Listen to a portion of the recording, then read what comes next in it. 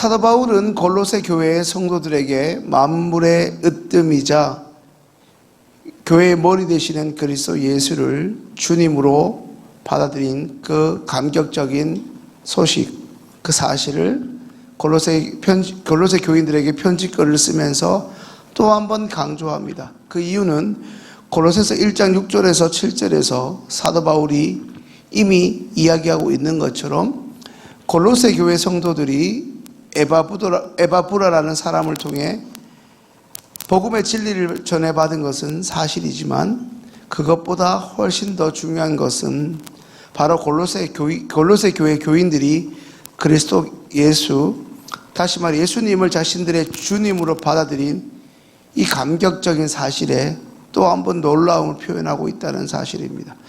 골로새 교회 성도들은 에바브로가 전한 복음의 진리를 통해 하나님의 은혜를 깨닫게 되었습니다.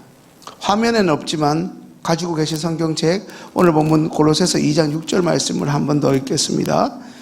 그러므로 너희가 그리스도 예수를 주로 받았으니 그 안에서 행하되.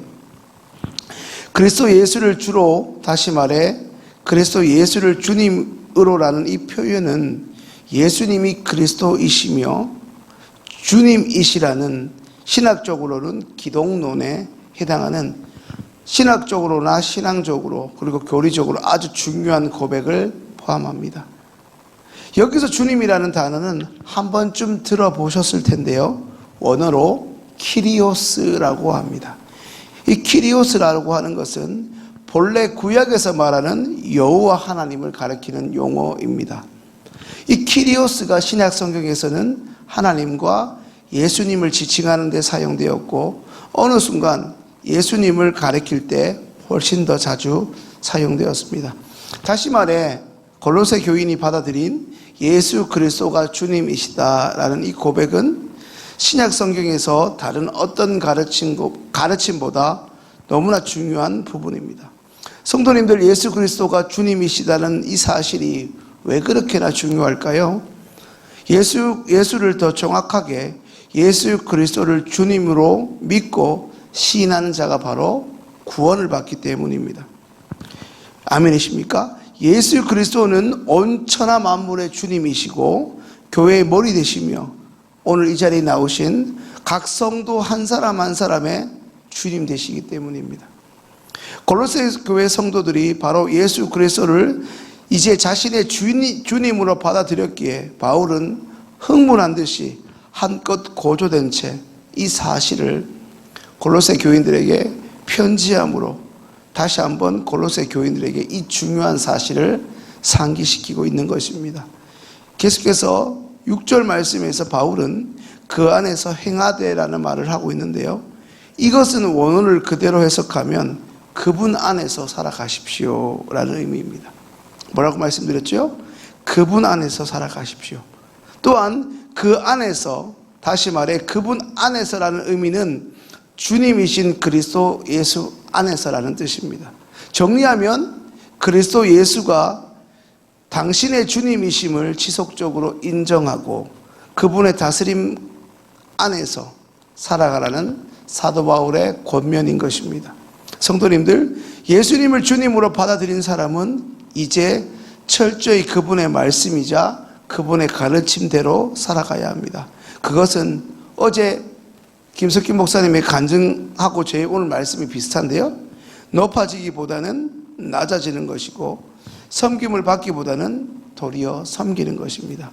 예수 그리스도를 주님으로 믿는다고 하면서도 예수님의 가르침대로 살지 않는 사람은 결코 참된 그리스도인이라 할 수 없습니다. 그냥 교회라는 종교 행사에 참석할 따름입니다. 이 시흥동 일대에 사는 주민들도 작년 10월 달에 추수감사절 행사 때 쌀과 김치를 받아가지 않았습니까? 어찌 보면 그것은 예수 그리스도와는 무관한 행사입니다. 그런 행사에 참여할 수 있지요. 그러나 그리스도인이라고 말한다면 그리스도의 가치, 그리스도께서 말씀하신 대로 살아가는 사람들입니다. 오늘 나오신 성도님들, 예수 그리스도의 가르침을 받으며 살아가십니까? 혹시나 여전히 내가 내 삶의 주인인 것처럼 내 건강을 믿으며 나의 가진 돈을 믿으며 어스대며 살고 있지는 않습니까? 그리스도 예수 안에 사는 삶이란 무엇입니까? 이제 오늘 본문 7절 말씀 함께 읽습니다. 그 안에 뿌리를 박으며 세움을 받아 교훈을 받은 대로 믿음에 굳게 서서 감사함을 넘치게 하라. 아멘. 성도님들, 7절에 나오는 감사함을 넘치게 하라, 어떤 의미일까요? 이 부분은 문자 그대로는 감사를 풍부하게 가지다라는 뜻으로 포도주로 가득 찬 부대처럼 이제 우리의 삶이 하나님을 향한 감사로 가득 채워져야 한다는 의미입니다. 성도님들, 매일 새벽 오늘도 어김없이 하루의 첫 시간을 하나님께 드리고 있는 우리들의 삶은 하나님을 향한 감사로 가득 차고 있습니까? 우리가 감사의 삶을 살고 있다면 그 감사는 어디로부터 오는 어떠한 감사입니까? 오늘 본문에서, 골로새서라는 서신 전체에서 이 감사는 매우 중요한 주제입니다. 사도 바울이 반복적으로 이 감사를 언급하고 또 언급하고 있기 때문입니다. 감사는 사실상 우리 인간을 위한 것이 아니라 우리를 향한 하나님을 위한 것입니다. 성도님들, 우리가 하나님께 감사를 해야 하는 이유, 감사를 지속적으로 표현해야 하는 이유가 무엇입니까? 그것은 하나님께서 우리들에게 독생자 예수 그리스도를 내어주심으로 우리를 구원하시는 은혜를 베푸셨기 때문입니다. 우리 신앙의 이유가 감사해야 하는 이유도 바로 여기에 있다 하겠습니다. 건강을 주셔서 감사하고 우리 자식이 잘 되게 해주셔서 감사하는 그 정도의 차원을 뛰어넘어 하나님이 우리에게, 죽어마땅한 우리에게 영생의 소망인 예수 그리스도를 통한 구원의 은혜를 친히 베푸셨다는 그 감격에서 우러져 나오는 바로 그 감사 말씀입니다. 이처럼 하나님의 구원의 은혜를 깨닫고 감사할 줄 아는 것이 바로 우리 그리스도인이 가져야 할 삶의 특징입니다.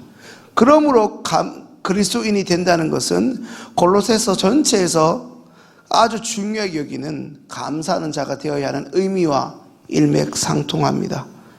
또한 골로새서에서 바울이 감사를 반복하고 있는 이유가 당시 사이비 이단과 같은 거짓 교사들의 위협을 물리치는 중요한 비결 때문이기도 합니다. 참으로 하나님의 구원의 은혜를 깨닫고 그로 인한 감사할 줄 아는 사람은 그 누구에게도 어떤 사단의 미혹에 혹여나 사탕 발림에 넘어가지 않기 때문입니다. 하나님의 은혜를 모르는 사람은 결코 감사할 수 없고 그저 말만 번지르한 그런 이단의 속임수와 유혹에 빠지기 쉽다는 것을 오늘 말씀을 듣고 계신 성도님들은 결코 간과하셔서는 안 될 것입니다. 사랑하는 시흥의 성도님들, 우리 예수님을 주인으로 인정하는 삶을 살아가십시오. 주님을 주인으로 인정하는 삶을, 우리를 구원하신 그 은혜에 대한 감사의 있음을 날마다 기억하며 매일 매순간 감사의 삶, 감사한 자로 살아가시는 시흥의 모든 믿음의 사람들 되실 수 있기를 주님의 이름으로 축원합니다. 이 시간 주신 말씀을 가지고 함께 기도하겠습니다.